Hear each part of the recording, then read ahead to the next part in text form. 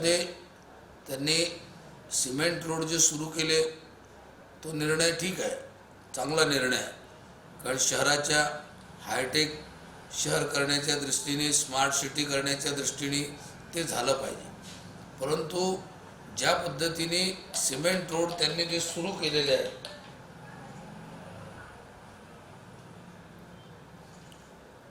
तर ते cement road जे आहेत ते त्याची एक तर हाईट फार झालेली आहे आणि हाईट होऊन ते सिमेंट रोड उंच झाल्यामुळं पाण्याची निकासी नाही आहे. त्याच्यामुळे अनेक भागांमध्ये रोड क्रॉस पाईप टाकले गेलेले नाहीत आणि त्याचं प्लॅनिंग बरोबर झालेलं नाही. हा रस्त्यांचं काम आता जगनाडे चौक, KDK कॉलेज ते जगनाडे चौक आणि जगनाडे चौक ते इकडे आपला मोक्षधाम हा जो रस्ता आहे हा बनण्यामध्ये जवळजवळ 5 वर्ष निघून गेले आणि 6वं वर्ष सुरू झालं. तर टाईम बाउंड प्रोग्राम नसल्यामुळे लोकांची जो ब्रिज बनतो आहे त्या ठिकाणी तर त्यालाही जवळजवळ मला वाटते 5 वर्ष होऊन गेले.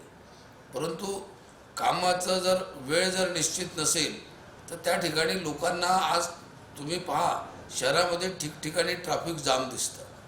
ते ट्रॅफिक जाम असण्याचं कारण आता मेट्रोचे काम त्यांनी जे सुरू केलेलं आहे तर त्याचंही प्लॅनिंग नाही की बाबा ते रस्ता जो ज्या रस्त्याने गैरसोय होणार असेल त्या रस्त्यावर ट्रॅफिक जाम होणार असेल ते रस्ते अजिबात काही दिवसासाठी बंद करून द्यायचं. डायव्हर्शन जसं आपण अधिवेशनाच्या काळामध्ये करतो त्या पद्धतीचं केलं तर लोकांना ते सोयीचं होईल.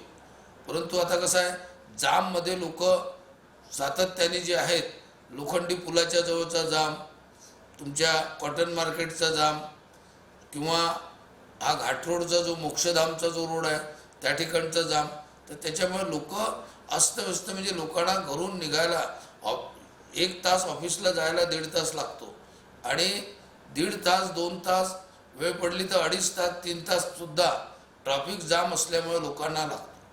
तर त्याच्यामुळे हे अस्तव्यस्त केलेलं आहे. याचं प्लॅनिंग करून जर त्यांनी केलं असतं तर ते व्यवस्थित झालं असतं आणि त्याचा टाईम बाउंड प्रोग्राम नाही आहे. तर त्याच्यामुळे आता कसं आहे फॉर एक्झाम्पल म्हणून मी आपल्याला सांगतो की माझ्याच प्रभागामध्ये एक सिमेंट रोड KDK कॉलेजच्या समोर केल्यानंतर त्याला आउटलेट नसल्यामुळे त्या ठिकाणी पावसाचं पाणी नंदनवन कॉलनीसारख्या सोफिस्टिकेटेड एरियामध्ये पावसाचं पाणी एक माणूस पाणी घुसलं आणि त्याच्यामुळे लोकांचं लाखो रुपयाचं नुकसान झालं आणि नुकसान होऊन त्या ठिकाणी निगम आयुक्त आणि महापौरांनी स्वतः प्रत्यक्ष पाहणी केली हर्डीकर साहेबांनी त्यावेळेला आणि ते पाहिल्यानंतर मग लक्षात आलं की आपलं कुठंतरी चुकलेलं आहे. म्हणून मग अंडरग्राऊंड एक तो रोड कापावा लागला. म्हणजे सिमेंट रोड कापून अक्षरशः नाग नदीला पाईपलाईन टाकली तर त्याच्यामध्ये 1,20,00,000च्या वरचा खर्च आला.